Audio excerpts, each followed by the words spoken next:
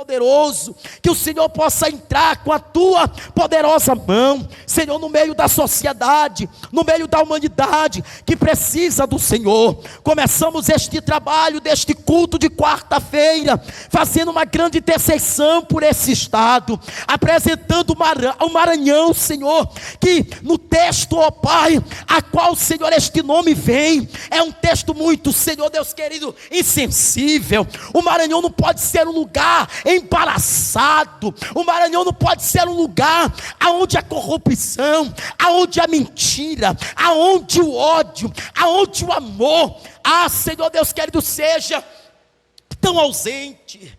Nós precisamos que o amor do Senhor possa chegar nos seres, possa chegar nos corações, possa chegar nas vidas. Deus, eu faço uma oração especial, juntamente com os meus irmãos que estão aqui neste momento.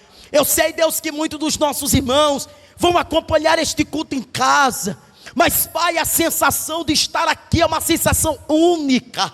É como se a gente sentisse que o lugar fosse paz, transbordasse dentro do nosso coração a paz. Louvado seja o nome do Senhor. E interessante que a paz de Cristo, ele é independente do número de pessoas. Às vezes tantas pessoas poderiam estar aqui, mas o Senhor aprove, e o Senhor nos deu permissão de estarmos aqui, só nós, Senhor, e assim vamos realizar o culto. Nós não vamos deixar de fazer o culto, porque tem dois, porque tem três. Está escrito na tua palavra, que aonde tiver dois ou três reunidos em sua presença, ali o Senhor está. E eu tenho certeza que nessa noite o Senhor está presente neste lugar, porque eu sinto a tua glória, porque os meus irmãos sentem esta glória também, e é uma glória que transborda o nosso coração. Aleluia, louvado seja Deus.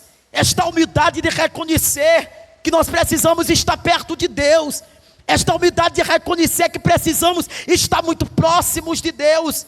Às vezes, quantos de nós estamos tão afastados do Senhor, quantos de nós estamos tão longe do Senhor? Aí Deus pega, transforma as situações, coloca determinadas situações em nossa vida, para que nós possamos nos voltar ao Senhor. De repente, tudo interliga ao Senhor. De repente, a nossa casa, o nosso ser, a nossa vida vai sendo levada a estar diante do Senhor.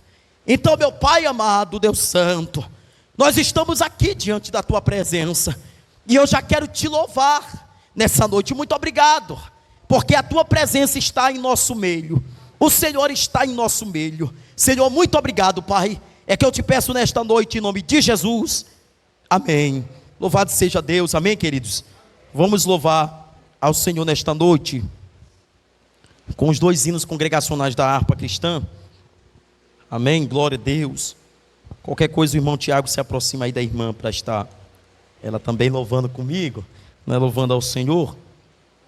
Glória a Deus, aleluia.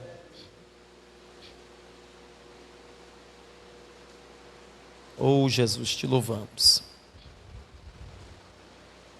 515 da harpa cristã. Se Cristo comigo vai, amém? Glória a Deus, aleluia, amém? 515, louvado seja Deus, da harpa cristã, amém? Vamos adorar o Senhor. Se pelos vales eu, peregrino, vou andar, ou na luz gloriosa de Cristo habitar, irei com meu Senhor, para onde Ele for, confiando na graça do meu Salvador. Se Cristo comigo vai, eu irei e não temerei. Comigo vai, É grato servir a Jesus, levar a cruz. Se Cristo comigo vai, eu irei. Se lá para o deserto Jesus me quer mandar, levando boas novas de salvação sem par, eu lhe darei então, com paz no coração, a Cristo seguindo, sem mais dilação. Se Cristo comigo vai, eu irei, e não temerei, com gozo irei, comigo vai. É grato servir a Jesus, levar a cruz. Se Cristo comigo vai, eu irei. Será a minha sorte a cruz que quer levar, sua graça e seu poder quero sempre aqui contar. Contente com Jesus, levando a minha cruz, eu falo de Cristo, que é a minha luz. Se Cristo comigo vai, eu irei, e não temerei, com gozo irei, comigo vai. É grato servir a Jesus, levar a cruz. Se Cristo comigo vai, eu irei. Ao Salvador Jesus eu desejo obedecer, pois na sua palavra encontro meu saber. Fiel a Deus serei, o mundo vencerei. Jesus vai comigo, não mais temerei. Se Cristo comigo vai, eu irei, e não temerei, com gozo irei, comigo vai. É grato servir a Jesus, levar a cruz. Se Cristo comigo vai, eu irei. Aleluia, glória a Jesus. Amém. 578, meus irmãos, mas esse hino da harpa é muito lindo. Louvado seja Deus, amém. Se Cristo ir com a gente vai, né? Se Cristo não ir, nós não iremos para lugar nenhum, amém. 578, aleluia, sossegai. Ó mestre, o mar se revolta, as ondas nos dão pavor, o céu se reveste de trevas, não temos um Salvador. Não se dá que morramos, podes assim dormir, se a cada momento nos vemos, se prestes a submergir. As ondas atendem ao meu mandar, sossegai. Seja o encabelado mar, a ira dos homens, o gênio do mal, das águas não podem a não tragar, que leva ao Senhor, Rei do céu e mar. Pois todos ouvem o meu mandar. Sossegai, sossegai, convosco estou para vos salvar. Sim, sossegai, oh glória. Mestre, na minha tristeza estou quase a sucumbir.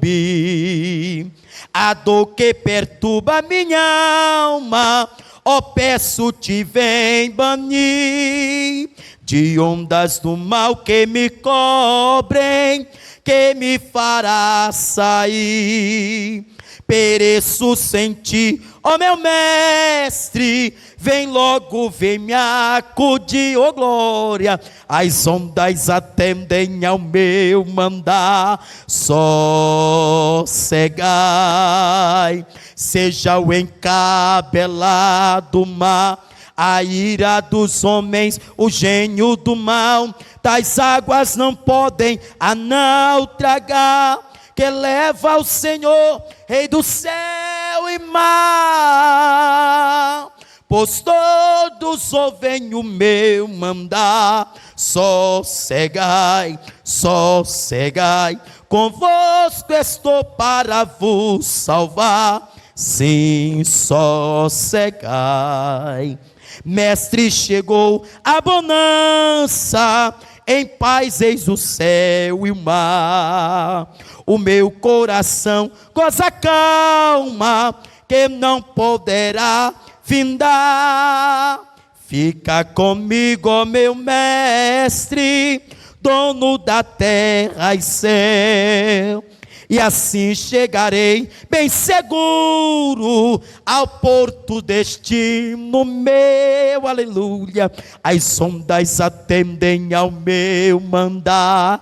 Sossegai, seja o encabelado mar, a ira dos homens, o gênio do mal.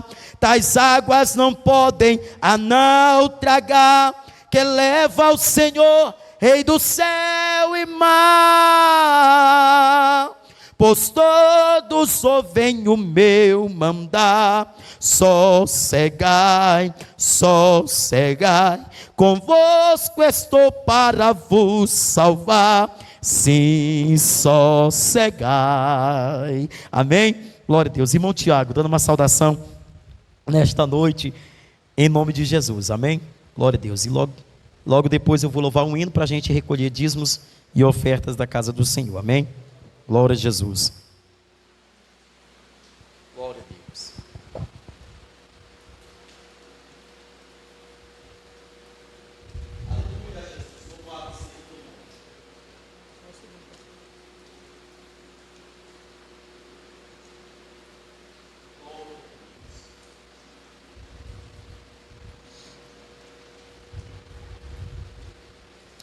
Salmo 119, versículo 1 até o versículo 8.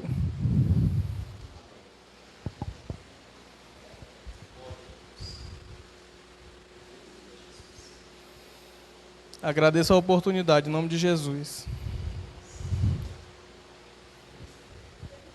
119, versículo 1. Como são felizes os que andam em caminhos irrepreensíveis, que vivem conforme a lei do Senhor. Como são felizes os que obedecem aos seus estatutos e de todo o coração o buscam. Não praticam o mal e andam nos caminhos do Senhor. Tu mesmo ordenaste os teus preceitos para que sejam fielmente obedecidos. Quem dera fossem firmados os meus caminhos na obediência aos teus decretos. Então não ficaria decepcionado ao considerar todos os teus mandamentos. Eu te louvarei de coração sincero. Quando aprender as tuas justas ordenanças, obedecerei aos teus decretos. Nunca me abandones. Esse salmo é o primeiro de muitos outros versículos do capítulo 119, que ele introduz a importância de nós conhecermos a lei do Senhor, seus decretos, seus estatutos e ordenanças.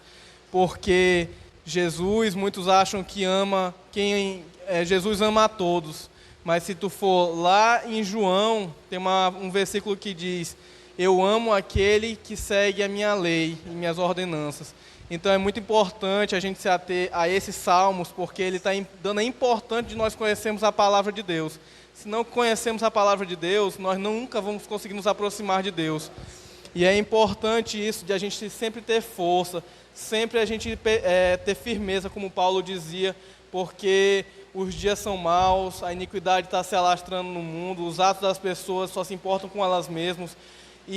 Mas eu tenho uma palavra de vigor para a gente. Lá em Isaías 40, versículo 29 até o 31, diz que o Senhor nos dá forças, que Ele é a nossa força quando a gente está fraco. Então, em nome de Jesus, eu deixo essa palavra, porque a gente vai ter um culto de doutrina maravilhoso, vai ser no livro de Isaías. Em nome de Jesus, eu agradeço a minha oportunidade. Amém, Senhor. Amém, glória a Deus, amém. Aleluia, meus irmãos, que bênção.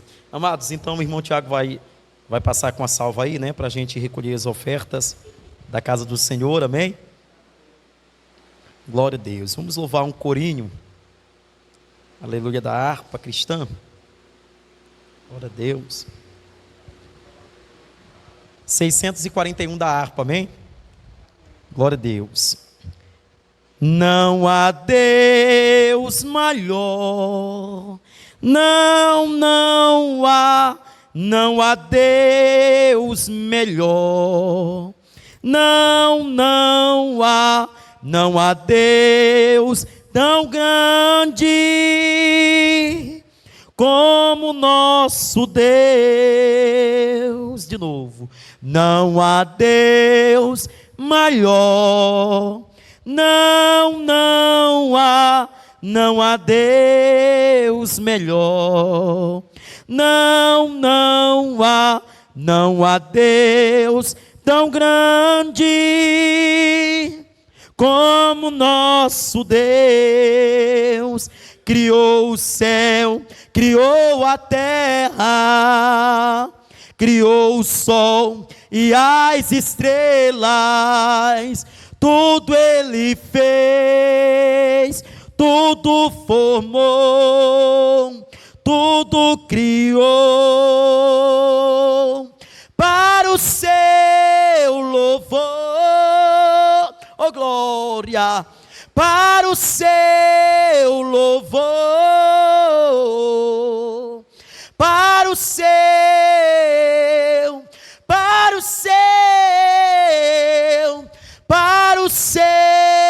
louvor, oh glória, amém. E foi assim que Jesus fez, né, meus irmãos? Louvado seja Deus. Irmãos, vamos agora para o nosso culto de doutrina. Vocês podem ficar sentados agora, né? Já vamos começar mais uma etapa. Eu queria fazer apenas algumas observações aqui, rapidamente, né? Já que a nossa irmã está vindo pela primeira vez no culto de doutrina, né, nosso, eu queria fazer algumas observações aqui rapidamente, né? Nós estamos trabalhando acerca dos profetas maiores, e aí a gente está no livro de Isaías, amém? E eu já queria até que vocês já deixassem aberto o livro de Isaías, amém? Louvado seja Deus, Isaías. E hoje eu queria para a gente fazer uma leitura rapidamente no livro de Isaías, no capítulo de número 10.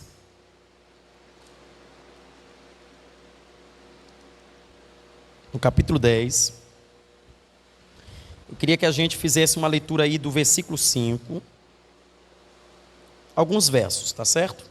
Alguns versos, a partir do verso 5, amém? Do livro de Isaías.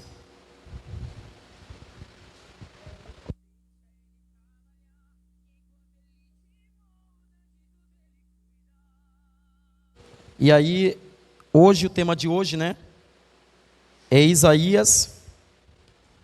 E aí nós estamos falando sobre a questão dos reinos. Amém? Isaías e os reinos. Ele como profeta. E aí eu vou precisar que hoje vocês fiquem muito atentos para o que vai ser comentado aqui, porque sairá coisas aqui muito importantes, tá certo? Que servirão até para a aprendizagem de vocês acerca do livro de Isaías. Vamos ler aí o capítulo 10, a partir do versículo 5 de Isaías. Amém? O versículo 5. Ai dos assírios, a vara do seu furor, em cujas mãos está o bastão da minha ira. Eu os envio contra uma nação ímpia, contra um povo que me enfurece, para saqueá-lo e arrancá-los os bens, e para pisoteá-los como a lama nas ruas. Mas não é o que eles pretendem, não é o que têm planejado. Antes, o seu propósito é destruir e dar fim a muitas nações. Os nossos comandantes não são todos reis, e eles perguntam: acaso não aconteceu a Cauno, e o mesmo que o Caunemis? Amate não é como Arpede, e Samaria como Damasco? Assim como esses reinos idólatras foram conquistados por minha mão, reinos cujas imagens eram mais numerosas que as de Jerusalém, também de Samaria. Versículo 11: eu trarei Jerusalém em suas imagens, como trarei Samaria e seus ídolos. Quando o Senhor terminar toda a sua obra contra o monte Sião e contra Jerusalém, ele dirá: castigarei o rei da Síria pelo orgulho obstinado do seu coração e pelo seu olhar arrogante. Pois ele diz: com a força da minha mão eu o fiz, e com a minha sabedoria, porque tenho entendimento.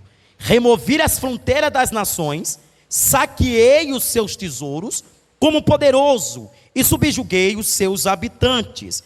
Como se estica o braço para apanhar a riqueza das nações, e como ajuntam os ovos abandonados, assim ajuntei toda a terra. Não houve ninguém que batesse as suas asas, ou que desse um pio. Vamos lá. Será que o machasse, se exaltando acima daquele que o maneja?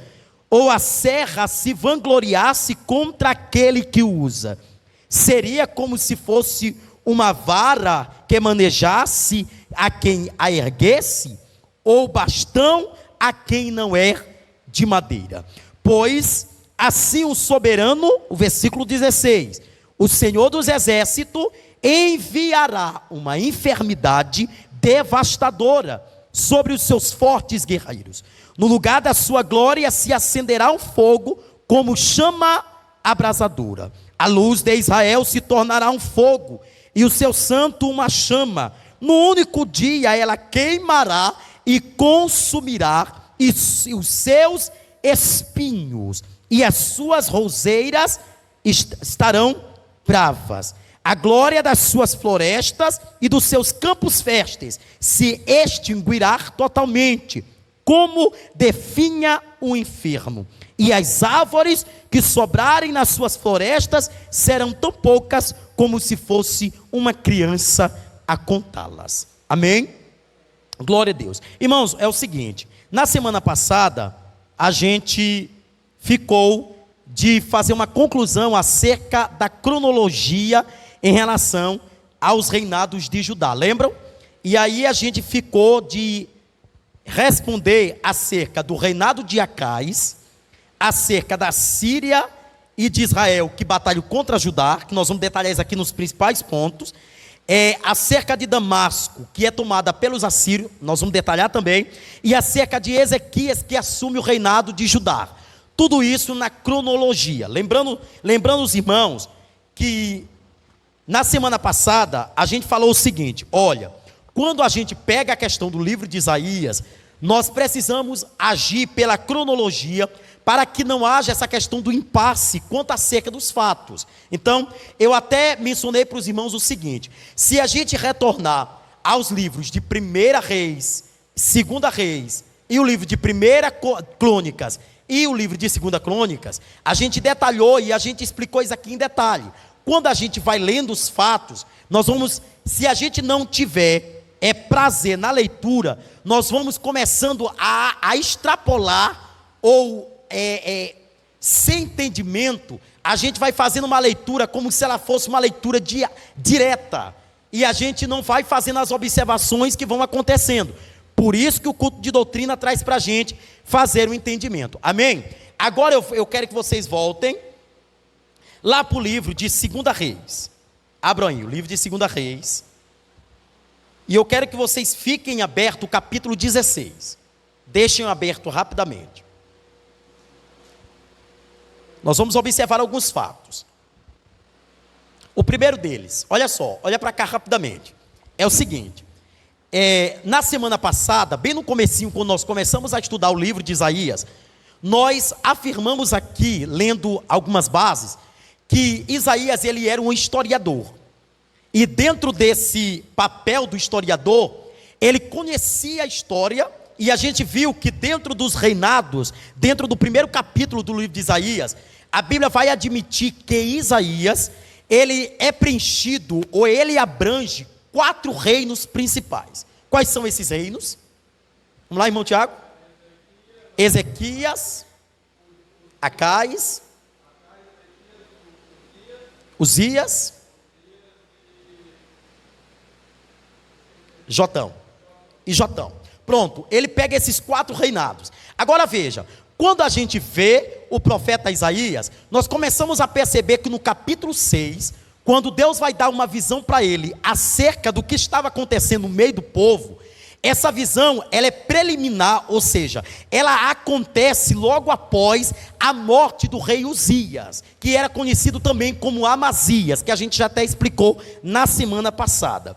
Só que depois que Isaías tem a visão, Isaías vai começando a perceber que na verdade Deus tem alguns juízos que vão acontecer no meio do povo de Judá, que é preliminar o que ele já tinha observado no contexto geral. Quando a gente volta em 2 Reis, no capítulo 16, nós começamos a observar que depois da morte de Jotão, se levanta o reinado de Acais.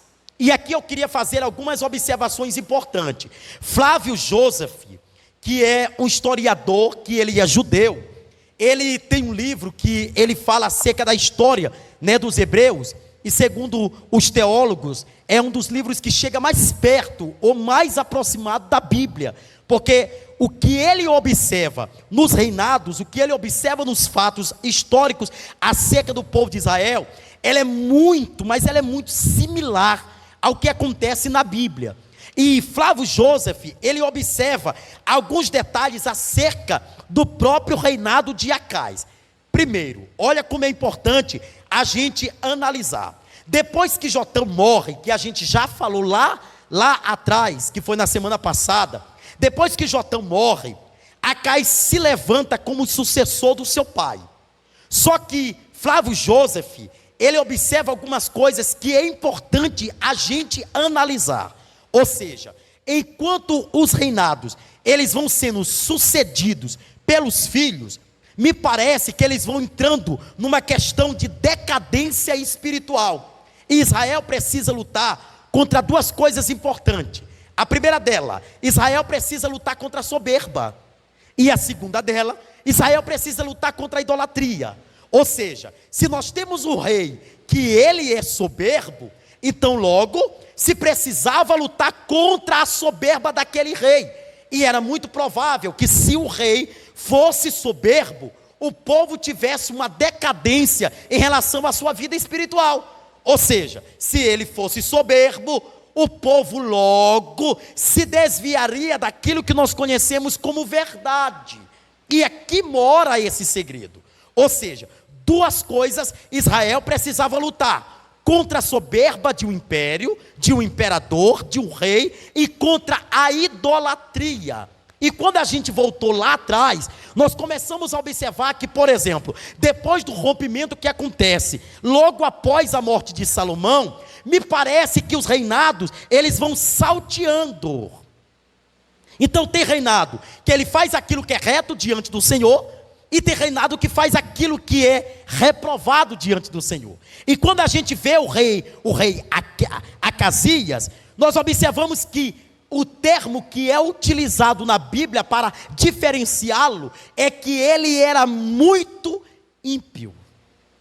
Ou seja, ele não era só ímpio, mas ele era muito.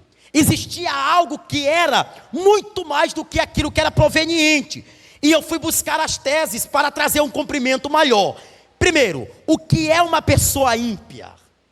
Se eu perguntasse para os irmãos, o que é uma pessoa ímpia? Alguém poderia me dizer? Como? Uma pessoa que não conhece a Deus.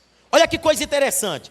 Há três, dentro do dicionário comum, Aurélio, há três definições para alguém chamado como ímpio. Primeiro, ele é desumano. Segundo, ele é cruel. E terceiro, ele é bárbaro. Então nós estamos dizendo, e o observador que analisa o texto, está dizendo que Acais agiu com desumanidade, agiu com crueldade e agiu com barbaridade diante do reinado de Judá. Agora imagine, se Jotão fez o que era reto diante do Senhor, na metade do seu reinado, e na metade do seu reinado, para terminar o seu reinado, ou seja, na metade final, ele começou a se desviar daquilo que era necessário para ele fazer com cumprimento. Gente, é muito interessante a gente observar isso daqui. Quando a gente observa que Deus levanta líderes, e a gente vê isso na demarcação quanto acerca, por exemplo, de Moisés e de Josué, era algo que Deus cobrara muito desses dois líderes. Deus disse para eles não se desviarem da obediência. Era necessário que eles obedecessem a palavra e não se desviar da palavra. Ou seja, me parece que Deus estava colocando para eles as duas sensações. Se vocês me obedecerem, comerás o melhor desta terra. Se vocês me desobedecerem, vocês trarão guerra sobre guerra para o reinado. Ou seja, para que houvesse uma paz no reinado, era necessário que o rei, que era a pessoa soberana no reinado, pudesse ser uma pessoa que tivesse a obediência como uma estrutura de reinado. Amém? Todo mundo está entendendo isso aqui. Glória a Deus. Outra coisa, além dele ser muito ímpio, que isso aqui já é um fator que já desagrega muito ele, além disso, ele começou a deixar as leis de Deus. Segundo Flávio Joseph, ele observa e ele diz assim, ele calcou os pés. O que é isso, pastor? Quando eu falo da palavra calcar os pés, eu estou dizendo, ele abandonou as leis de Deus. Olha que risco, amados, olha bem para isso aqui. Olha que risco. Quando nós deixamos as leis de Deus, que nós começamos a andar pelo pior caminho, pela pior forma, me parece que nós estamos dizendo para Deus, eu sou capaz de suportar o peso do teu juízo. Porque quando ele deixou as leis de Deus, o que ele estava dizendo para Deus? Agora eu vou fazer aquilo que eu quero fazer diante do reinado. Segundo o que a Bíblia utiliza, a expressão bíblica de 2 Reis, no capítulo 16, ele fez o que Deus reprova, ou ele cometeu aquilo que Deus reprovara. Essa expressão, e fez o que o Senhor reprova, ele está dizendo, e ele se esqueceu dos princípios estabelecidos. Detalhe, todo rei, toda liderança, todo pastor, todo servo, todo crente, que ele abandona a lei de Deus, ele está se deixando envaidecer pela sua maneira. Tá bom? Quando ele abandona isso daqui, que ele abandona os conceitos, os preceitos de Deus, as leis de Deus, ele está dizendo, Senhor, elas não são mais suficientes para mim. Tudo isso Acais faz. Agora veja, isso aqui é a mentalidade de Flávio Joseph. Ele está observando o reinado e ele está analisando. Terceira coisa que ele decide fazer, veja se não é o que tem acontecido. Ele ergue em Jerusalém altares em sacrifício a ídolos. Aqui eu quero explicar algo. Vocês lembram que em 1 Samuel, quando vocês vão para 1 Samuel, no capítulo 1, não precisa nem abrir a Bíblia, todo mundo já conhece essa parte. Vocês se lembram que há uma expressão que aparece por nome Siló. Tanto Elcana quanto a sua família, quanto Ana, né, quanto também Penina, eles iam até Siló. Eu fiz uma análise e olha isso aqui, o que eu descobri em relação a Siló. Siló era um acampamento, ou seja, me parece que era instável o lugar aonde se prestava adoração. Siló não era Jerusalém. Siló era apenas um acampamento aonde a Arca da Aliança estava. Então o povo ia para Siló para sacrificar, para oferecer sacrifícios ao Senhor, porque aonde estava a arca, ali estava a presença. Mas um detalhe importante: Deus não queria algo instável, Deus queria algo palpável. Então, para isso, Deus demarca Jerusalém como o lugar aonde o povo teria um lugar apropriado para sacrificar ao Senhor. Aqui acontece um mistério. Espera aí. Se Siló é um local que é um plano B, até então, para se oferecer sacrifício, então eu estou querendo dizer, e eu estou afirmando, e também Flávio Joseph está afirmando que Deus já estava centralizando uma promessa acerca de Jerusalém. Olha como é importante o panorama bíblico. Jerusalém aparece no contexto do Antigo Testamento, para os sacerdotes priorizarem o lugar de adoração a Deus, para os sacerdotes orientarem o povo acerca do sacrifício de família, de lares e de pecados, acerca de Deus em relação ao seu povo. E Jerusalém também é promessa de Deus no Novo Testamento. Ou seja, o que Deus está dizendo: eu preciso de um lugar que seja esse lugar de adoração a mim, que o meu povo não fique mais mudando de lugares. Porque quando o povo saiu do Egito, você observa que eles levam os despojos. Você observa que Moisés diz para o faraó: é necessário que nós possamos levar aquilo que o nosso Deus quer, porque nós faremos daquele lugar um local de culto, de adoração a Deus. Eu posso lhe fazer uma pergunta?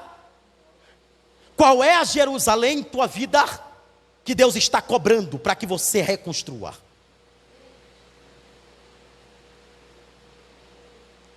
Muitas vezes tem altar da nossa vida, e eu estava falando isso aqui ontem, até na visita das nossas irmãs. Às vezes nós estamos vivendo numa aparência do cristianismo dentro da igreja, e lá na nossa casa o altar está só cinzas. Deixamos de orar, deixamos de falar com Deus, e achamos que ser crente é só aqui. E esquecemos que Jerusalém é mais importante do que Siló. Porque Jerusalém é estrutura, Siló é instável. Não sei se vocês estão me compreendendo a mentalidade que eu quero afirmar para vocês.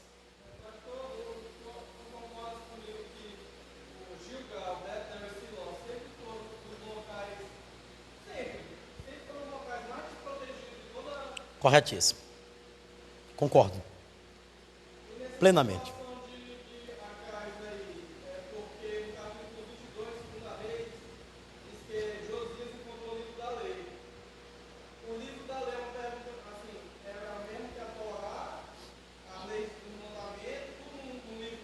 Correto. Mas lá no capítulo de 1 Samuel, todo, por exemplo, Samuel, Sim. ele entrega passar o livro da lei, tudo lá bonitinho, porque ele diz: todo rei que ceder tem que saber isso aqui, tem que carregar no papiro. E por que eles conseguiram perder o livro da lei? Pronto. Será que foi quando a arca que estava dentro da arca, né, foi levada? Pronto. Um detalhe importante. Lembra que quando Deus, ele formalizou o projeto da arca, ele disse que tinha coisas muito sagradas que ficavam dentro da arca, que era intocável pelo restante do povo que estava fora. Aliás, até o sumo sacerdote que entrava no lugar santíssimo não conseguia ter acesso a esses detalhes da arca. Então, bem aí eu posso te provar que dentro da arca, nós poderíamos dizer que tinha uma réplica. Uma réplica, detalhe, tá bom? Daquelas 10 leis que Deus tinha instituído sobre o povo. Pronto, aqui eu quero frisar duas coisas importantes. Nós não podemos confundir a lei de Deus com a lei de Moisés. Então, quando eu digo as leis, eu afirmo para você que essas leis, elas estavam muito direcionadas aos 10 mandamentos em si. Porque, lembrando, só servia para o reinado as leis de Deus e não as leis de Moisés. Eu estou falando dentro do panorama da questão da monarquia. Só o que importava eram as leis de Deus para eles. Ou seja, era aquilo que eles precisavam guardar.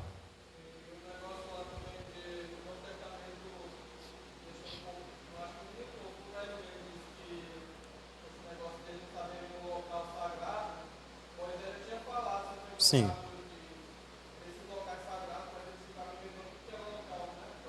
Corretíssimo. Justamente. Muito bem, pode tirar dúvida, meus irmãos, se vocês tiverem, tá bom? Vamos aproveitar a oportunidade. Amém, gente?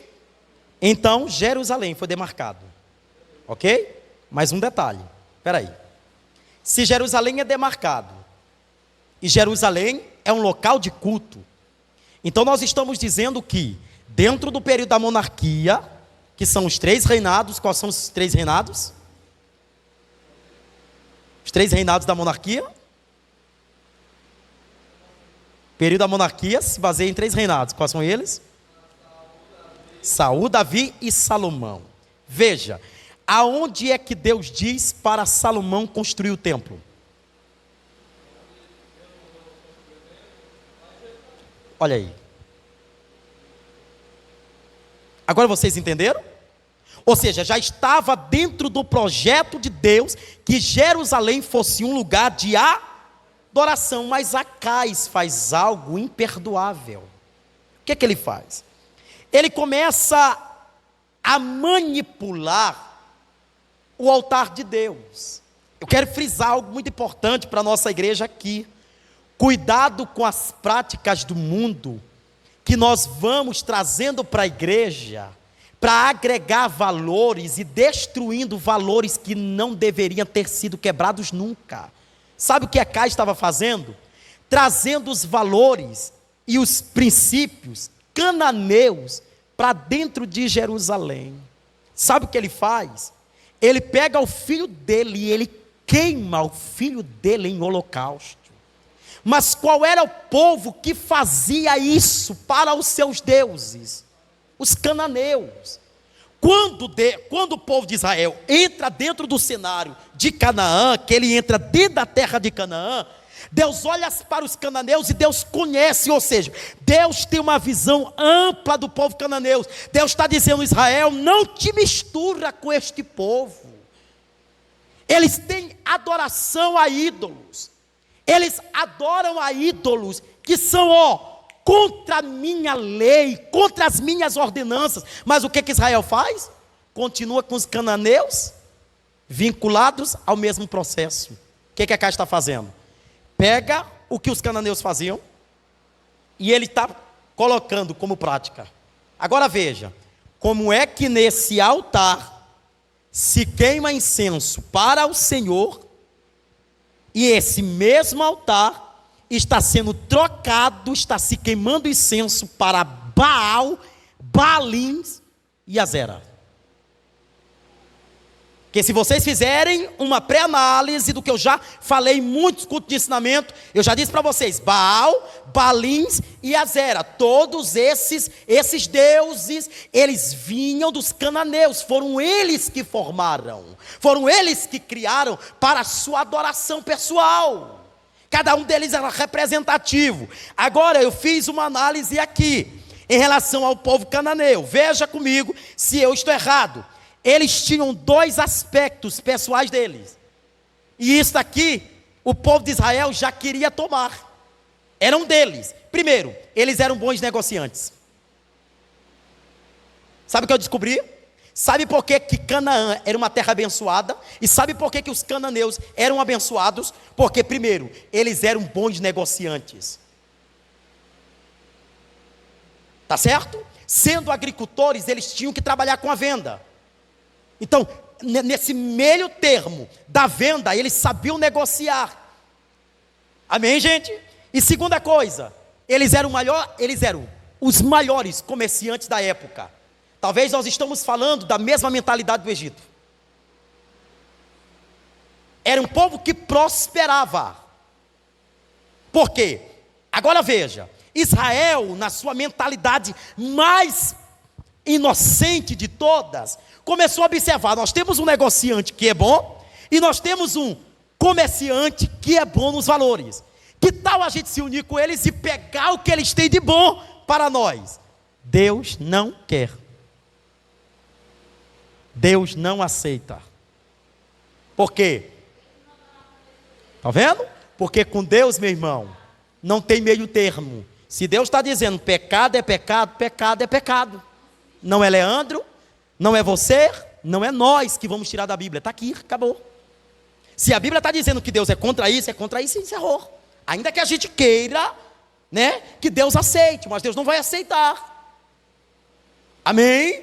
Olha só, Jerusalém era um lugar de culto a Deus. Jerusalém agora está com duas visões: está oferecendo sacrifício a ídolos, e segundo, estar idolatrando valores. Repugnante isso. Gente, deixa eu falar algo aqui para vocês, fazer uma observação rapidamente, nesse contexto. Um dos pecados mais repugnantes de Deus com o povo não é adultério, não é fornicação, é a idolatria. Sabe como os profetas maiores, inclusive Isaías e Ezequiel, eles dizem acerca da idolatria? Eles dizem que o olhar de Deus em relação aos idólatras é como se fosse o pecado da feitiçaria. Agora veja, quando vocês veem o pecado da feitiçaria, ou seja, a prática da feitiçaria, nós estamos dizendo: a pessoa mata qualquer um pelo bem-estar de alguém. A feitiçaria é isso. Ele destrói a vida de um para manter o outro feliz. A idolatria é isso. Ele entristece o Senhor. Ou seja, nós entristecemos a Deus quando o nosso coração é dividido, quando a nossa alma é dividida, quando o nosso ser é dividido. Amém? Por isso, Jesus amado, que coisa. Pode falar, minha irmã.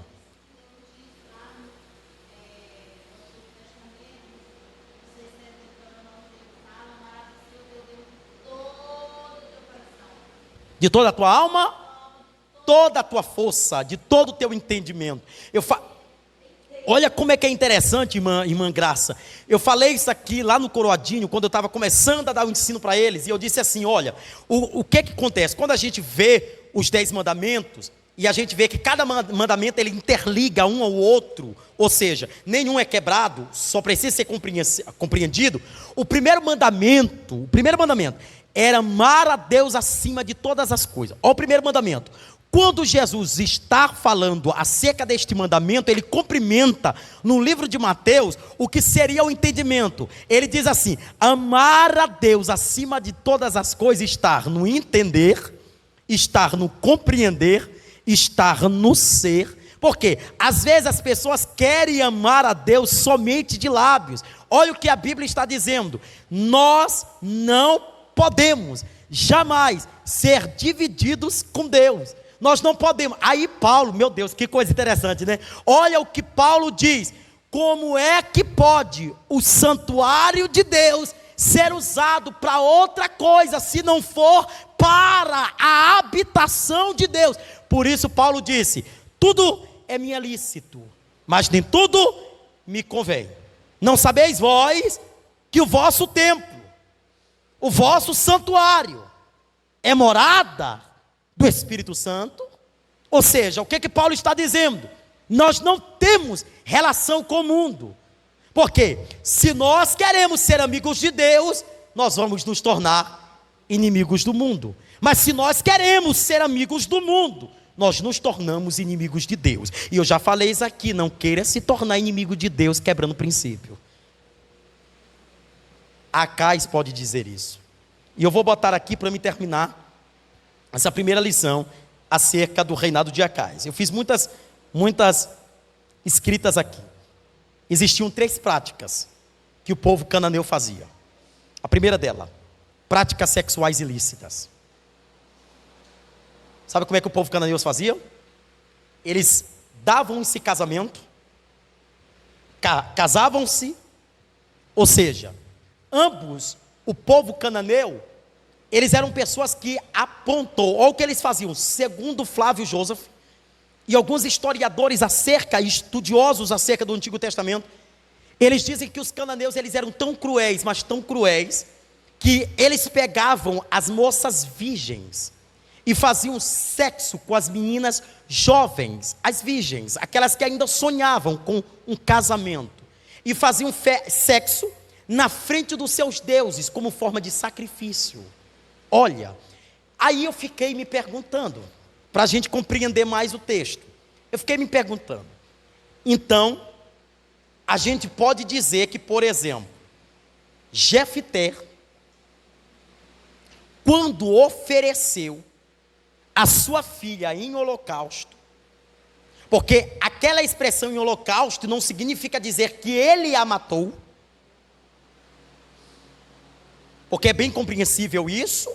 Nós podemos dizer que é possivelmente que a virgindade dela, o período da virgindade dela, o período que a menina ainda estava jovem, que ainda estava sonhando, pode ter sido roubada, porque não tem expressões que garantem que Jefté matou.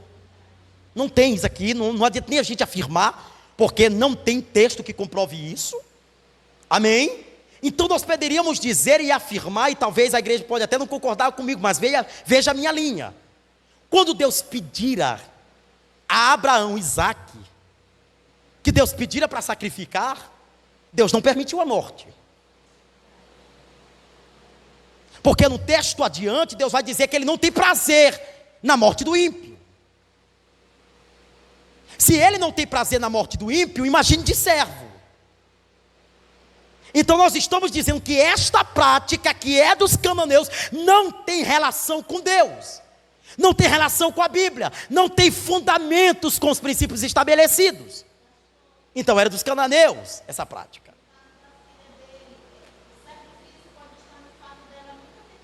Pronto.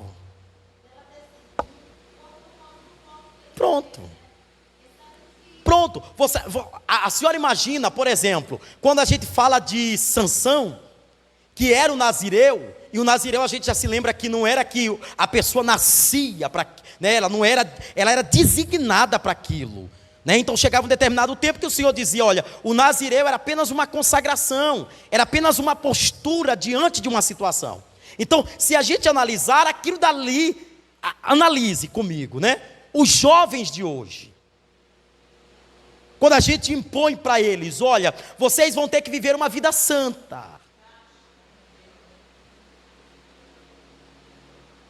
Imagine como é que é.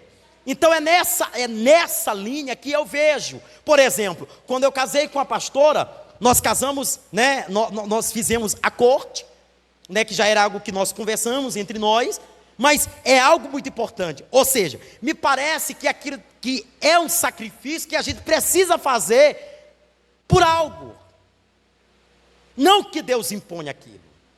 Porque, ora, gente, vamos fazer uma análise.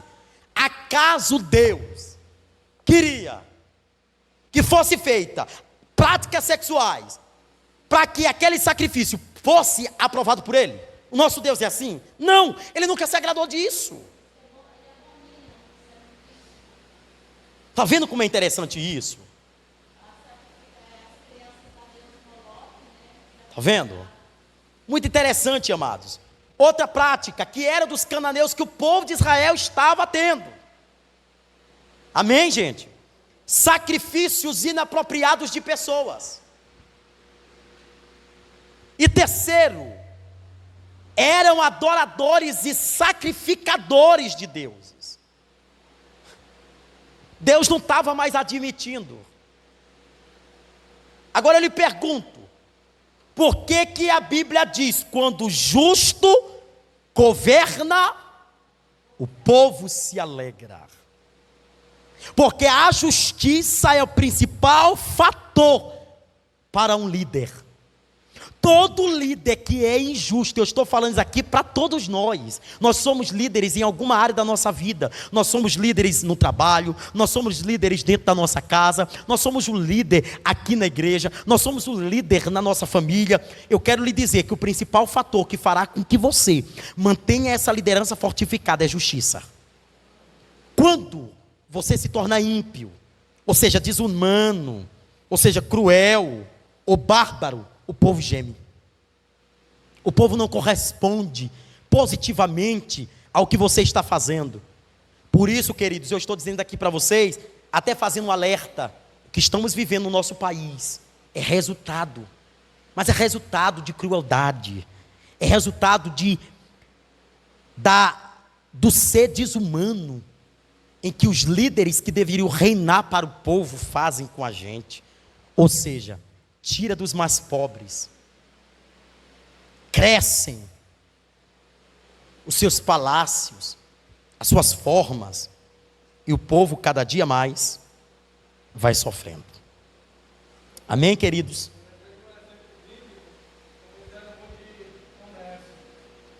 Lembra?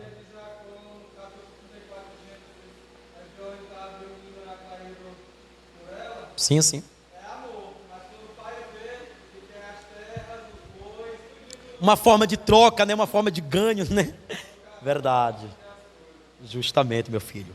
Olha aí, queridos, dando continuidade, vamos para a lição segunda. A lição 1 foi Acais assumiu o reinado de Judá. E a lição 2 é Israel e Síria batalham contra Judá. Algo interessante. Lembra do que eu falei aqui para vocês, e eu quero que vocês olhem para cá, rapidamente. Olhem para cá. Lembram que eu disse, quando a gente estava estudando os profetas menores, que a gente vai dar continuidade depois. Lembro que eu falei que juízo de Deus, todas as vezes que vinha, anteriormente, ele era antecedido por alguma ação humana. Vocês lembram disso aqui? Eu falei, Deus nunca ajuiza algo se antes o ser humano não cometeu algo para que aquilo acontecesse. Eu fico olhando, por exemplo, claro que eu não estou pegando isso, estou querendo admitir um fator. Tudo que a gente está vivendo, de enchentes, né, tudo isso aqui, aí eu fico vendo como é a mente da sociedade. A mente da sociedade, ela está tão manipulada, que ela não quer admitir que seja um pré-aviso de Deus, e ela não quer admitir que seja uma consequência da humanidade, que é mal. Está vendo? Olha como é que é isso. Ela tenta culpar a natureza, ou os fenômenos da natureza, por aquilo que está acontecendo. E a gente se esquece de práticas que são nossas. Eu vou dar um exemplo disso. Tirando aqui a parte religiosa, tirando a parte espiritual, vamos colocar a parte natural. Nós aprendemos desde criança a nunca jogar lixo em córregos. Mas o que a gente faz? Parece que nossa mão, né, meus irmãos? Ela precisa ser reeducada. Nós estamos comendo um biscoito, um bombom, qualquer coisa, um material. A nossa mão é tão cruel que ela faz isso. Ela joga em qualquer lugar. Aí a consequência, minha irmã, vem depois. Aí nós não sabemos por que isso aconteceu. Aí nos perguntamos por que isso aconteceu. Lembra do que ele disse em 2 Crônicas? Quando ele disse para nós, olha, se o meu povo, que se chama pelo meu nome, se humilhar. Primeiro, a humilhação. Porque a humilhação é o primeiro fator para que o juízo de Deus, ele possa ser interrompido na humanidade. Quando a humanidade se volta ao Senhor e reconhece que só o Senhor pode salvar esta humanidade, o Senhor tira o juízo por um momento. A Bíblia diz, no livro de Lamentações de Jeremias, e eu queria que a gente abrisse rapidamente. Aleluia. Esse texto eu quero ler com vocês. Irmãos, eu sinto uma graça muito grande aqui. Muito grande. Livro de Lamentações 3, 22. Abre a sua Bíblia aí. Eu vou deixar você encontrar. 3:22, de Lamentações. Isso, meu filho, fica logo depois do livro de Jeremias. Após Jeremias.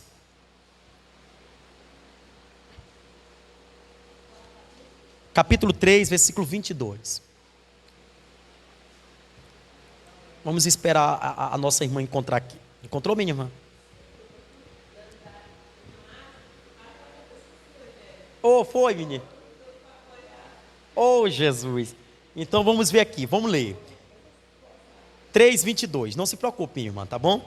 Diz assim a Bíblia: graças ao grande amor do Senhor é que não somos consumidos, pois as suas misericórdias, elas são inesgotáveis, renovam-se manhã após manhã, e grande é a sua fidelidade. Então, a humildade é reconhecer as misericórdias do Senhor. Segundo, ele diz que depois que nós reconhecemos quem somos no Senhor, ele ainda continua dizendo, né, que é necessário que possamos se voltar a Ele. É necessário que possamos voltar-se ao Senhor. Então, quando nós falamos sobre Israel e Síria, nós vamos analisar isso daqui. Nós temos dois personagens que aparecem no contexto. Dois personagens. Lembrando, ainda estamos com o reinado de Acais. Acais ainda é rei de Judá. Mas nós temos Rezim, que é rei da Síria e também é rei de Damasco. E nós temos o reino de Peca, que até então, enquanto Acais ele é rei de Judá, Peca é rei de Israel. Agora veja, olha que crueldade isso aqui, repugnante algo. Israel e Judá não eram os mesmos irmãos? Sabe o que Israel faz? Israel está lá em cima, lembra que ele está no norte.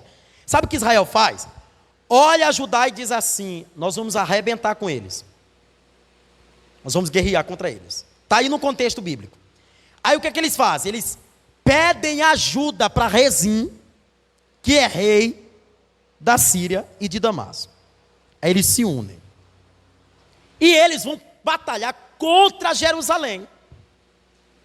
Só que vocês percebem o seguinte, que no primeiro momento, há no texto bíblico de vocês, eu quero muito que vocês prestem atenção para o que eu vou dizer. No texto bíblico de vocês diz assim, que eles se juntam para batalhar contra Jerusalém, e a palavra que aparece aí é sitiar, ou seja, batalhar, tá certo? Eles tentam. No primeiro momento, Jerusalém, Judá, Acais, vence. Porque a cidade está bem fortificada. Está aí só no texto aí de vocês, bíblico aí. Por quê? Quando nós falamos que uma cidade está fortificada, tem 3 fatores, olha para cá. 3 fatores que faz com que a cidade seja fortificada. Primeira, houve conjuntos separados de soldados. Ou seja, a estratégia. Tá bom? Soldados armados, fique aqui. Soldados de lança, fique lá. Soldados de arqueiros, fique em cima. Vigilantes, noturno dia. Ou seja, as estratégias que Acais ele utiliza, faz com que, ainda em Jerusalém, a batalha seja acirrada e o povo de Jerusalém continue vencendo. Detalhe, ele usa conjuntos de soldados. Segundo, ele coloca soldados confiantes no campo de batalha. Detalhe, tu sabe quando é que o reinado ele vence? É quando os soldados estão confiantes. Sabe por que a coluna de fé? Sabe por que a tua vida está de pé ainda? Porque tu está confiando no Senhor. Quando os soldados estão confiantes, tá bom, gente? Na sua arma, no exército, na estratégia, no rei que deu a ordem e no general que está diante, não tem outra. Eles vencem a batalha. E terceiro, os muros. Agora aqui é algo importante. Por quê? Porque tanto a Síria quanto Israel, quando foram batalhar contra Jerusalém, irmão Tiago, eles são derrotados na primeira hora, ou seja, parece que tem uma, né? Eles estão de pé, Jerusalém, ainda está de pé. E um detalhe muito importante, tá certo? O que eles fazem? Eles armam um cerco. Assim está escrito na tua Bíblia. O que acontece? O cerco é como se fosse o segundo plano, que é o plano B. Porque o plano A é atacar de frente. E o plano B é se o inimigo não cair no ataque de frente, então nós vamos armar o cerco. O que é armar o cerco? Eles colocavam soldados em pontos estratégicos para que o povo pudesse ficar sem alimento, sem provisão, sem sair da cidade. Ele estivesse só para dentro dos muros. Olha isso aqui, meu irmão, daqui é muito forte. Daqui é muito forte. Eles iam passar fome. Eles iam passar necessidade. Porque todo o alimento ficava armazenado dentro da cidade. Mas todo o alimento vinha de fora da cidade para dentro da cidade. Pronto.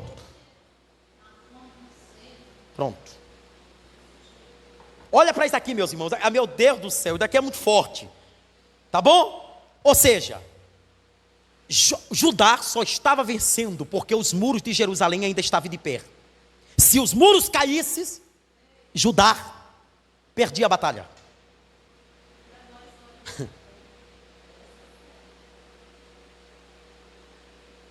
Tenho algo de Deus aqui dentro aqui para dizer para vocês. Algo que Deus falou muito comigo. É interessante, a pastora está aqui, sabe o que eu estou dizendo, né, minha filha? Quando Deus começa a falar comigo dentro do estudo, irmão, eu já começo a escrever um monte de coisa, e Deus já vai me dando, eu já fico naquela, eufórico pelo primeiro momento, que eu já vejo que Deus está falando comigo. E eu anotei isso aqui. O inimigo das nossas almas, ele é tão estratégico, mas tão estratégico, que quando ele vem de frente, que ele não pode te derrotar, ele arma cerco. Ele é incansável. Gravem isso. O inimigo das nossas almas é incansável. Ele não cansa. Por isso é que Paulo, quando escreve o livro de Efésios, capítulo 6, acerca das armas espirituais, Paulo diz assim: revestivos de toda a armadura de Deus, para que possais estar firme no dia mau. O que Paulo está dizendo? O dia sombrio, o dia da escassez vai chegar. No dia que o dia sombrio, o dia tenebroso, o dia da escassez chegar, ele está dizendo: mantenha-se firme. O inimigo está aí nas empreitas, mas o povo de Deus está firme. Olha para cá, que eu quero pregar. Eu quero anunciar isso aqui, porque é forte, meus irmãos. Olha, eles armaram o cerco, manipulando o povo. Só que acontece algo na história, irmão Tiago. O que acontece? Enquanto Israel continua a batalhar contra Jerusalém, o rei Rezim decide sair. Ele sai fora. E ele vai batalhar em outra batalha contra outra cidade. Eu fiz questão de anotar isso daqui. Olha isso aqui. Enquanto Israel está no acampamento, tentando afligir o povo de Judá, Zerim, juntamente com seus exércitos, está na cidade de Elar e mata muitos judeus, levando dos judeus e carregando dos judeus os despojos. Ou seja, Israel ficou sozinho para batalhar contra o seu próprio irmão Judá, contra os seus irmãos compatriotas.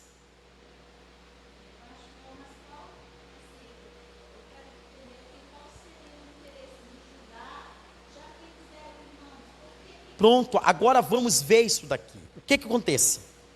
Quando Deus fez a promessa sobre Israel, e eu falei isso aqui muito em detalhe, por isso que eu gosto de que vocês tirem dúvida, isso é importante.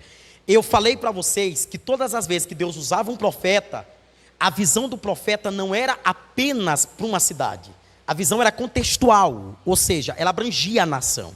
Só que a nação de Israel, depois da separação, eles começaram a se unir com povos que eram desconhecidos por Judá. Então, ou seja, para que Israel pudesse ser um local único, eles pegaram o rei sírico, ou seja, o rei da Síria, e eles fizeram uma unidade. Vocês venham para cá, nós derrotamos a Judá, e o oferecimento que nós temos para você, nós estaremos disponíveis para batalhar com você. Eu não sei se a senhora já assistiu o filme Troia, e a senhora se lembra que a Grécia, por exemplo, o povo da Grécia, quando eles batalhavam contra as cidades circunvizinhas, a troca deles não era ouro e nem prata. Geralmente o que eles trocavam sempre que nós tivermos alguma necessidade, que o povo de vocês batalhem em frente conosco, vocês estejam disponíveis para batalhar com a gente. Pronto, o acordo. Gente, vocês estão entendendo isso aqui? Olha para cá rapidamente, eu vou explicar tudo isso aqui, depois vocês vão fazer a pré-análise em casa, tá certo? Porque eu ainda tenho ainda uma linha de pergunta para mandar para vocês fazerem em casa, isso aqui. Ou seja, Rezim toma a cidade Ela, que está dentro do contexto de Judá, e leva alguns judeus. Só que o que acontece? Quando Rezim volta para Damasco, que era a sua cidade natal, junto com seus exércitos, ele está levando, ai papai, olha para cá, 120 mil homens. Ou seja, 120 mil guerreiros estão indo, despojados, envergonhados, para uma nação ímpia. Aí lá vem Rezim, olha, vencemos a batalha, ganhamos a batalha, Israel se enfraqueceu, porque não conseguiu mais lutar, vai ter que pedir um outro inimigo, vai ter que se associar a outro inimigo para vencer Judá, porque não venceu no primeiro momento, porque na verdade o interesse da Síria não era derrotar Judá, o interesse da Síria era despojar, era humilhar Judá, não era apenas vencer, era envergonhar. Porque o que importava para o reinado ímpio era apenas o despojo, apenas o acordo sendo firmado. Aí, meus irmãos, se levanta um profeta, está na sua Bíblia. Só quero que vocês observem para que vocês em casa possam fazer essa análise. Aparece um profeta por nome Obed. Não é Obed-Edom. Ele é só conhecido como Obed. Obed, que é profeta em Damasco, olha o rei que está vindo com 120 mil, entre eles mulheres e homens, e diz assim: vocês ficaram loucos? Vocês têm noção do que vocês fizeram? Sabe que ele repetiu, a minha irmã daqui é muito interessante. Ele disse: vocês estão achando que vocês venceram pela força do braço de vocês, porque vocês são um exército forte. Nananina, não. Vocês venceram porque a cólera de Deus estava sobre o reinado de Acais. Hein?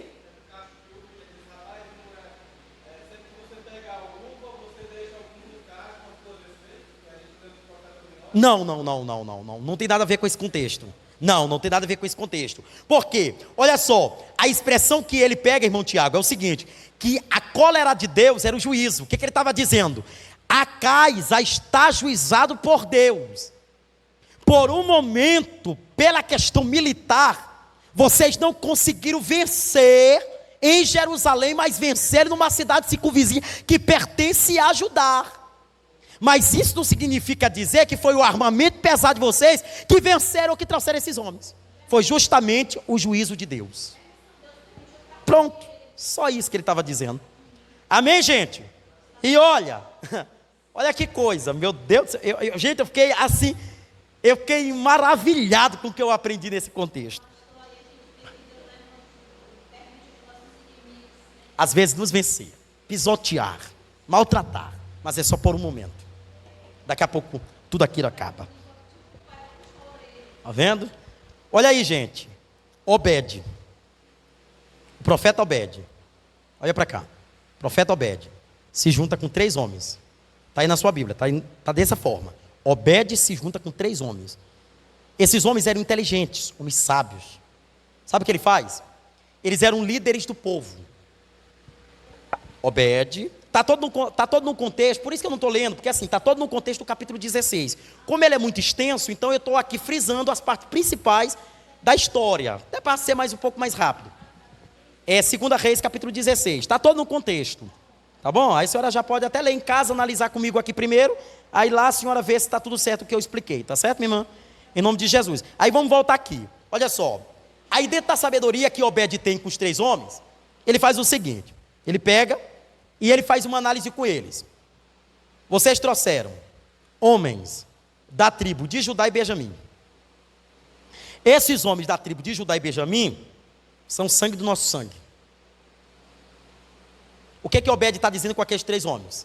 Vocês estão trazendo a cólera de Deus para dentro do arraial. Vocês estão trazendo problema. Aí ele indica. Gente, eu fico assim alegre como é que Deus fala com a gente. A sabedoria faz com que problemas sejam soluções. Quando nós somos sábios, o problema vem para atormentar a gente. Mas Deus faz com que aquele problema seja a solução de um outro problema. Ou o que ele diz?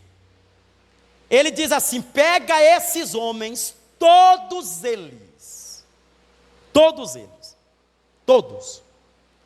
e mandem de volta para sua cidade em liberdade. Quem diz isso? Profeta.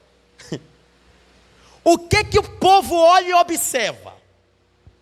Se o profeta está dizendo que a cólera de Deus está sobre Acais, e se nós trazemos esses homens para cá, então isso significa que nós estamos também ajuizando a causa de Acais para nós. Nós estamos tirando aquilo que é de Deus. Eles são sábios também. Aí o que eles fazem?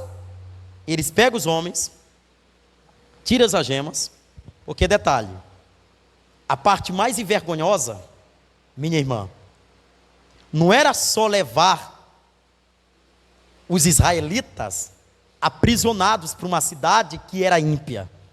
O mais envergonhoso era levar os despojos. Era mais envergonhoso, era isso. Gente, eu vou dar um exemplo aqui prático, mas um exemplo natural.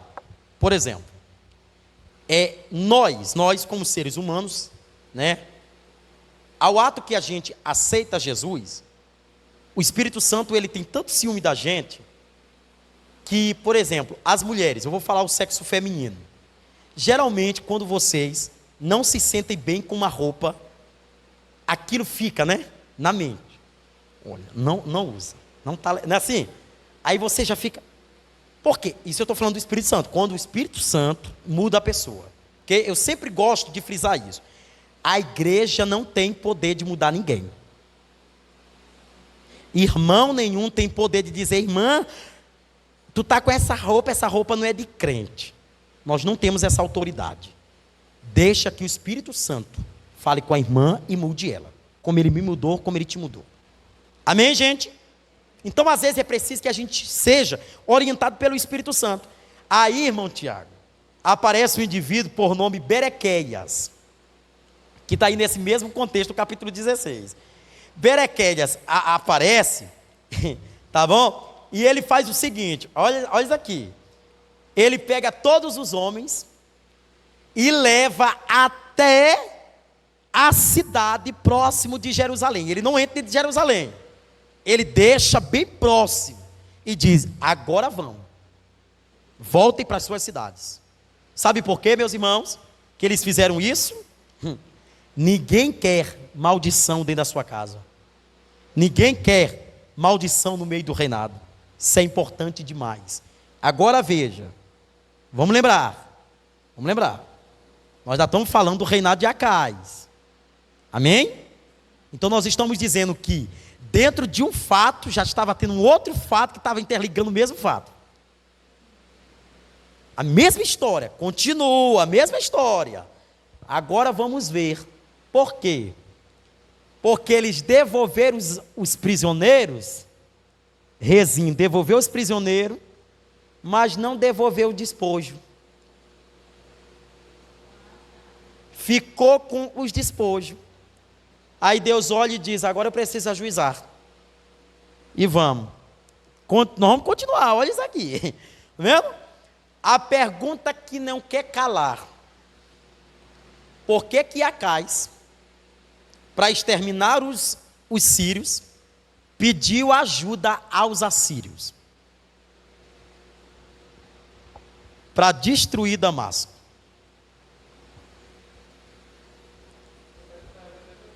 Vou repetir. Por que Acais, nos textos adiante, depois do capítulo 16, ele vai se unir com o reinado da Síria para destruir a Síria, que estava unido com Israel. E a principal cidade que eles vão destruir é Damasco. Por quê? O que levou? Eu tenho a resposta mais simples possível. Sabe por quê? Resposta mais simples. Simples. Porque para destruir um reinado poderoso, se deveria se unir com um reinado mais poderoso.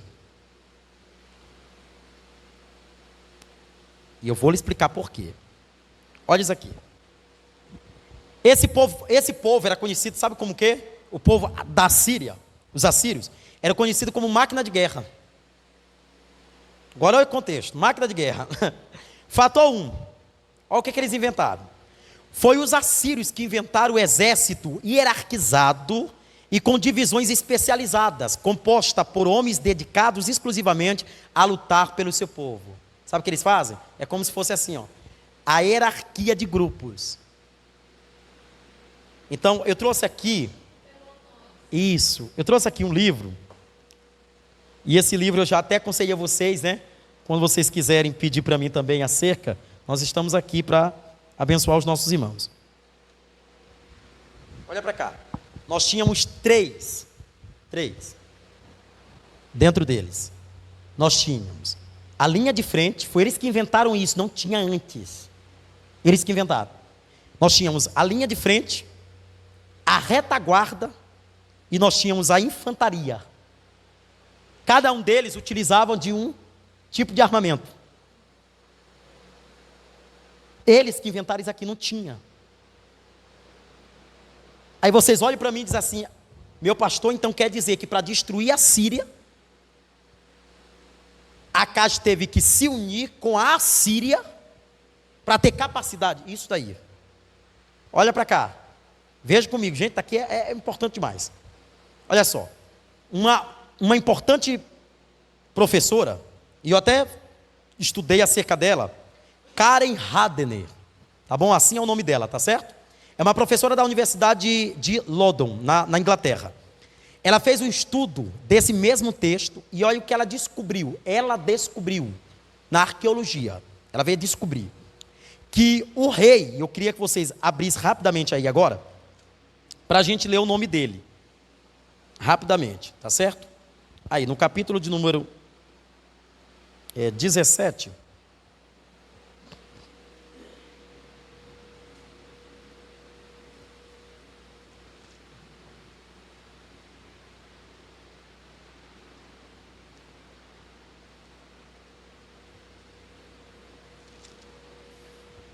Gente, deixa eu só analisar bem aqui rapidamente.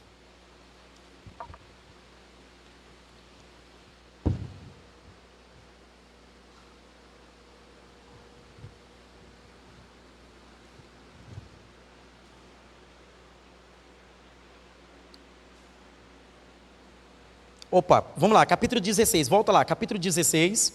Eu falei 17, não foi? 16, volta lá para o versículo 10. Leia aí, irmão Tiago. Versículo 10. Então veio Acaz para Damasco e encontraste Com? Tiglat-Pileser, rei da Síria. Ele viu o altar que havia em Damasco e mandou ao sacerdote Urias o modelo do altar, com informações detalhadas para a sua construção. Olha para cá, irmão Tiago, olha para cá. Esse nome aí, tá vendo? Que é o nome do rei. Tigrate, vamos botar só esse no primeiro nome para a gente não confundir muita coisa. Tigrate, ele era o rei da Síria. Segundo as informações dessa professora, o que fazia com que os assírios pudessem derrotar tão facilmente os sírios, tá certo? Ela observou 3 coisas que só eles tinham, ninguém mais tinha isso aqui, só eles. A primeira delas, eles tinham organização. Porque a Síria, quando ia batalhar, eles eram desorganizados. Pronto. Já a Síria não. Porque Tigrete, ele agia com muita sabedoria quanto a essa questão. Vocês vão já descobrir uma coisa aqui que, meu irmão, é lindo de se descobrir isso aqui. Textualmente. Tá bom? Primeiro, eles eram organizados. Segundo, havia disciplina. E terceiro, eles eram brutais. Eles iam para a batalha, era para ganhar. Mas não é só isso que ela observa. Sabe o que é? É que o rei ia de frente para o exército. O único exército na Bíblia que o rei vai de frente. Hein? Não, segura, presta atenção. Davi não ia para todas as batalhas. Segura. Davi não ia para todas. Quando eu digo que o rei precisava estar em todas, eu estou dizendo que é muito provável que Davi copia isso de mais alguém. É muito provável que ele copia isso de alguém. Então, por exemplo, era muito fácil, e eu quero detalhar algo aqui muito importante para ti, irmão Tiago. Aliás, para nós, né, para a gente aprender. Por exemplo, quando a gente fala que um rei está de frente para a batalha, é quase que incompreensível, ou aliás, temos que compreender, que quando a gente fala que ele está de frente, ele não pode estar alheio à situação. Ele não pode estar de peito aberto. É muito provável que ele está no meio do exército. E geralmente a infantaria era aquela que guardava o rei, ainda que ele estivesse, né? Pronto, mais ou menos isso. Agora esse rei era específico, porque era ele que ia em frente. Quer dizer, ele tomava até o lugar dos generais. Porque quem ia de frente para as grandes batalhas eram os generais e não o rei. O rei era protegido, ele poderia estar no campo de batalha, mas ele não ia de frente. Esse daqui não. Ele ia de frente. O que era isso? Ele passava confiança para os seus soldados. Eu estou aqui. Podem batalhar.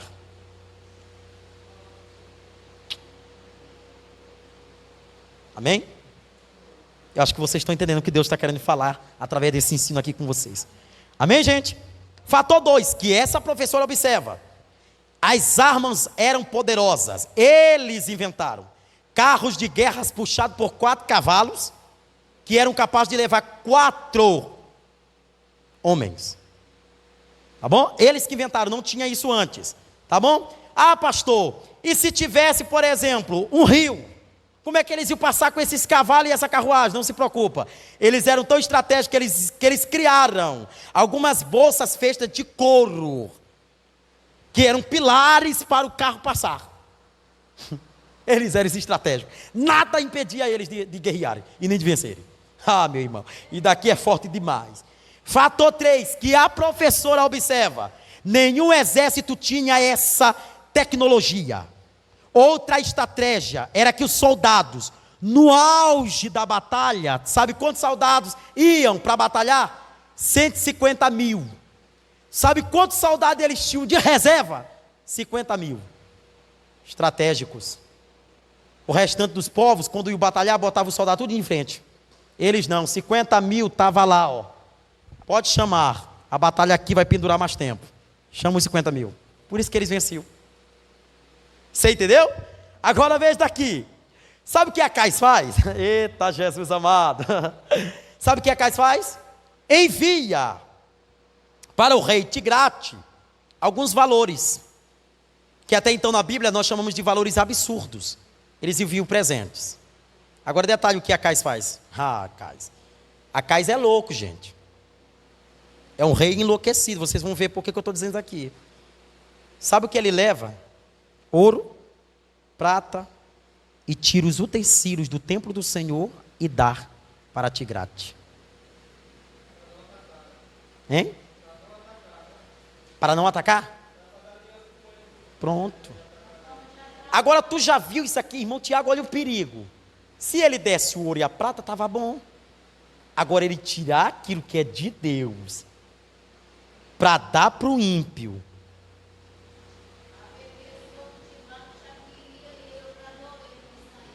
Está entendendo?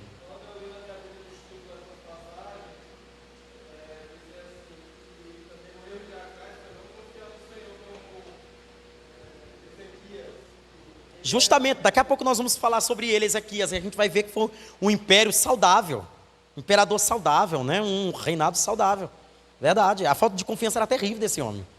E olha isso aqui, ó. Tiglat-Pileser foi à guerra contra a Síria, vencendo no lugar mais seguro, que era Damasco. Ou seja, ele vence no lugar. E em seguida batalhou contra Israel, trazendo muitos israelitas como escravos. De mole, tá vendo? O que ele fez? Amigo, a oferta é grande. Eu não vou vencer São Renato, não. Eu vou vencer o outro também. Como venceu de fato. Acais foi a Damasco agradecer ao rei da Síria, levando o ouro, prata e os tesouros do templo. Acais foi conhecido como príncipe louco. Está vendo? Adorava os deuses sírios. Isso aqui é que mora um importante detalhe. Sabe o que acontece com Acais? É que Acais ele era manipulado.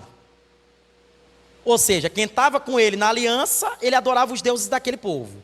Se daqui a pouco ele se rebelasse, ele já estava com aquele povo e já estava adorando aquele povo. O que ele faz? Num primeiro momento, ele adora os deuses sírios.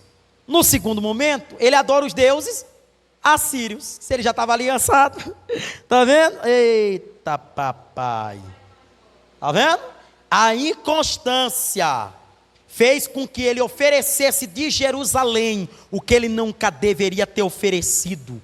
Altar de Deus, que é para queimar incenso, para Deus, não pode ser motivo de chacota para o próprio Deus. Não dá para trocar isso aqui. Daqui é forte. Por isso é que Deus estava irado com ele. E sabe o que acontece? Aí, dentro desse intervalo, Peca, que era rei de Israel, tá vendo? Foi morto por traição por Oséias, que é um indivíduo que na Bíblia vai se garantir que ele era um agente importante no reinado de Peca. Ele é um traidor, ele trai a confiança do rei, matando e tomando, usurpando o reinado. Mas o reinado dele foi falho, foi um reinado muito raso, somente 9 anos. Aí então, depois de ter tomado Damasco, aí então é que a Bíblia vai dizer que o próximo rei de Israel é qual? Ezequias. Agora o reinado de Ezequias, para a gente terminar essa lição gigantesca, muito importante para nós, para a gente terminar, me dá só 5 minutos para a gente terminar. O reinado de Ezequias, quando ele assume fazendo algumas análises, né? E detalhe, Ezequias tinha 2 coisas muito importantes que todo crente deve ter. Primeiro, justiça. Ele era um homem justo, tá bom? E segundo, ele era um homem religioso. Ou seja, diferente do seu pai. Acais, diferente de Acais. Ele padronizou. E ele requereu de volta aquilo que em Jerusalém tinha se perdido. Ele é que chama o culto de volta a Deus em Jerusalém. O rei, os sacerdotes e o povo foram convocados por Ezequias a obedecerem agora ao Senhor e a sacrificar de volta em Jerusalém os seus sacrifícios ao Senhor. Amém, gente? Para que uma humanidade e para que uma sociedade se volte ao Senhor ou esteja em paz, se precisa de 3 coisas importantes. A primeira delas, nós precisamos renunciar. Segunda, nós precisamos purificar. E terceira, nós precisamos restaurar. Pastor, renunciar o quê? Todas as nossas servidões aos deuses. Todas as nossas adorações a qualquer tipo de coisa que nos tira do centro da vontade de Deus. Tudo. Isso nós precisamos renunciar. Purificar a nossa alma. Colocar Deus como prioridade. E terceiro, nós precisamos restaurar o altar de Deus. Tudo o que Ezequias fez. Mas claro, nós não ficamos por aqui. Ficamos só hoje. Mas na próxima, nós vamos dar continuidade ao reinado de Ezequias e daremos continuidade ao profeta Isaías. Por isso que eu digo, amados, pelo fato de Isaías ser muito grande, a gente precisa estudar pautados por partes, para que a gente não possa, embananar tudo e não compreender nada. Eu acredito que hoje vocês compreenderam o suficiente. Estão saindo daqui certos de que tudo que aconteceu nos reinados de Judá e Israel, que não venha acontecer em nossas vidas. Para isso nós precisamos obedecer fielmente à voz de Deus. Amém, meus irmãos? Glória a Deus. Fiquemos de pé. Que bênção, né? Aprendemos muito hoje. Convocamos a pastora para estar orando aqui. Encerrando.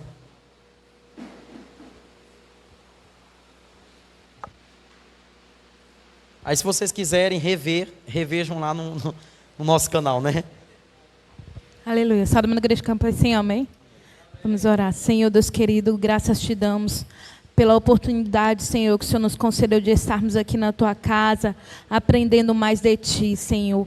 Senhor, que possamos, Senhor, tudo que foi, Senhor, ensinado aqui, possamos assimilar, guardar na nossa mente, no nosso coração, Pai, e colocarmos em prática tudo que o Senhor nos ensinou, Deus. Nos leva para os nossos lares, debaixo da tua proteção, nos cobrindo com o teu sangue, Senhor, nos dando uma noite abençoada. Amanhã, Senhor, um dia produtivo, uma semana, Senhor, produtiva, abençoada debaixo da tua graça, Pai. Assim, Pai, eu te peço que o Senhor abençoe a nossa casa, abençoe os nossos familiares. Senhor, vai de encontro àqueles que ainda não te aceitaram, vai trazendo, Senhor, para cá também, vai convertendo os corações, quebra as correntes, as algemas, Pai. Vai de encontro a cada um, Pai, dando a libertação, meu Deus. Pai, eu te agradeço, Senhor, pela oportunidade que o Senhor nos concedeu. Em nome de Jesus Cristo, não só hoje, mas eternamente, meu Senhor. Amém. Rapidamente. Amados, antes de eu dar a bênção apostólica para vocês, eu só quero dar um aviso aqui rapidinho. Deixa a sua pastora pegar ali o celular.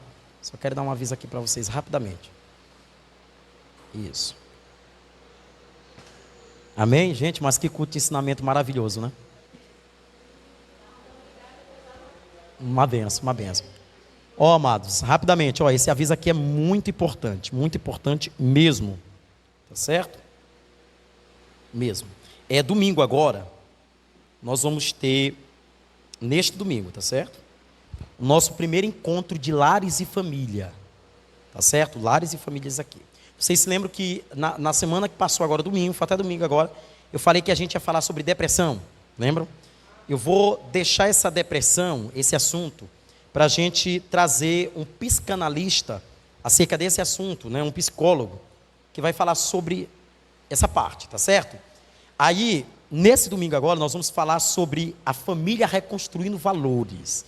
Irmãos, então assim, o que é que eu peço para vocês? Por exemplo, se vocês souberem ou tiverem alguma família que vocês estão percebendo que estão brigando demais, que estão assim, por um fio de terminar o relacionamento, famílias assim, pais que não conseguem mais entender filhos, filhos rebeldes, fala desse culto. Diga assim, ó, eu quero te levar para ouvir o que Deus tem para ministrar para a sua família. Porque nós vamos falar de coisas aqui muito... Irmãos, eu comprei um livro, né? Eu me presenteei com um livro sobre batalha na mente. E dentro da batalha na mente, é uma batalha espiritual que ela acontece na família. Gente, eu estou descobrindo coisas que eu tenho que passar para vocês. Não posso ficar só comigo. Eu tenho que repassar isso aqui. E por isso que eu quero assim que domingo vocês tragam um visitante. Esse vai ser o desafio. Tragam um visitante. Pastor, eu vou trazer um chefe de família. Aproveite e traga logo a mulher, traga logo os filhos. Aproveite e vamos reunir a família, tá certo? Para esse domingo, às 18h30, aqui na nossa sede, tá certo, amados? Amém? Isso, 18h30, tá certo? 18h30, tá bom? Geralmente começa os cultos dia domingo, 18h30. Sempre começou. Ô, Jesus, tá bom, minha irmã? Mas a senhora já está sabendo, tá bom? A nossa irmã vai ficar com a gente, né? Vai ficar se congregando aqui com a gente. Então a senhora já vai pegando logo todas as programações da nossa igreja, tá certo? Tá bom? Em nome de Jesus, amém? Feche os olhos, agora levante as mãos, que a graça e a paz e a doce consolação do Espírito Santo esteja com toda a igreja, e toda a igreja diga comigo. Amém. Pronto, está encerrado. Que Deus abençoe a todos em nome de Jesus, tá certo? O nosso próximo culto agora é sábado, às 3 horas da tarde, ciclo de oração.